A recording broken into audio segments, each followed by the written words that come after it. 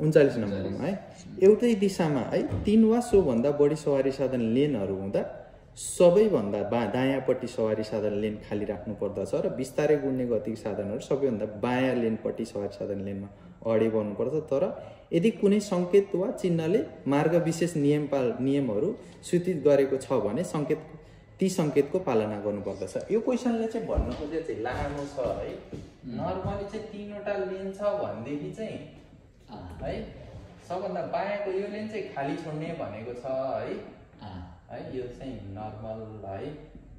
यो चाहिँ गति कम भएको है, यो चाहिँ गति अलिकति बढी भएको है, सबैभन्दा गति कम भएको गति बढी भएको है। त्यो बाहेक चाहिँ यो लेन चाहिँ नर्मली ओभरटेक र आपतकालीन साधनको लागि चाहिँ छोड्नु पर्छ।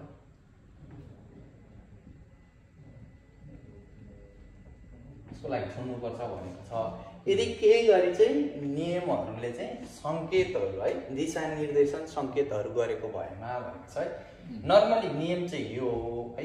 यदि केही गरी चाहिँ नियमले चाहिँ दिशा निर्देशन सङ्केत गरेको भएमा जस्तो कि तपाईँलाई चाहिँ यो लेनमा चाहिँ यता जान पाउने है यस्तो गरेको छ भनेदेखि चाहिँ तपाईँले चाहिँ यसलाई चाहिँ मान्नुपर्छ भनेर भन्ने खालको है कि है। सिधा जाने भने सिधा यो लेन प्रयोग गर्नु पर्यो है। नर्मली गति ढिलो भए पनि यो लेन प्रयोग गर्नु पर्यो है। तपाईँ चाहिँ दायाँ मोडिने भने यो लेन प्रयोग गर्नु पर्यो है। बायाँ मोडिने भने चाहिँ है यो चाहिँ सिधा जानको लागि है।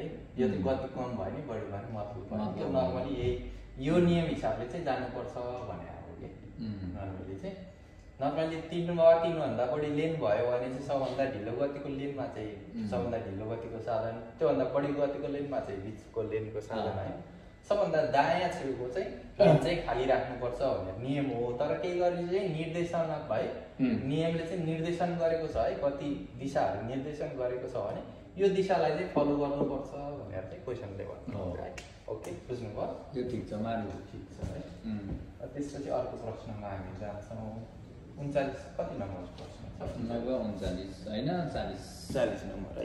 यो 40 नम्बर प्रश्नमा चाहिँ साधारण कार चलाउँदा र निर्दिष्ट है रोड बस जस्ता प्राथमिक सवारी साधन लेनमा साधारण कार चलाउँदा निर्दिष्ट रोड बस नजिकै आइपुग्यो, त्यसै कारणले गति बढाइयो र उक्त प्राथमिक सवारी साधनलाई लेन सवारी साधन चलाउन जारी राखियो भनेको छ। यो भनेको चाहिँ तपाईँको नर्मली चाहिँ है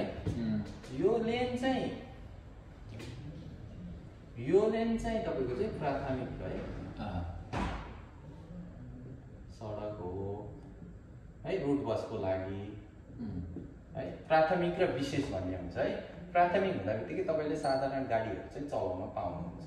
जस्तो कि यहाँ चाहिँ 7 बजेदेखि 9 बजेसम्म अनि यो 9 बजेसम्मदेखि अनि यो समयपछि चाहिँ तपाईँले जतिखेर सुकै नि चलाउनु पायो। यो समयमा चाहिँ प्राथमिक बस आयो भने पहिला प्राथमिक दिनु पर्यो। त्यहाँ प्रश्नमा के भन्थ्यो प्राथमिक सडक लेनमा चलाउँदै थिएँ होइन, पछाडिबाट चाहिँ रुट बस आयो भनेको छ है।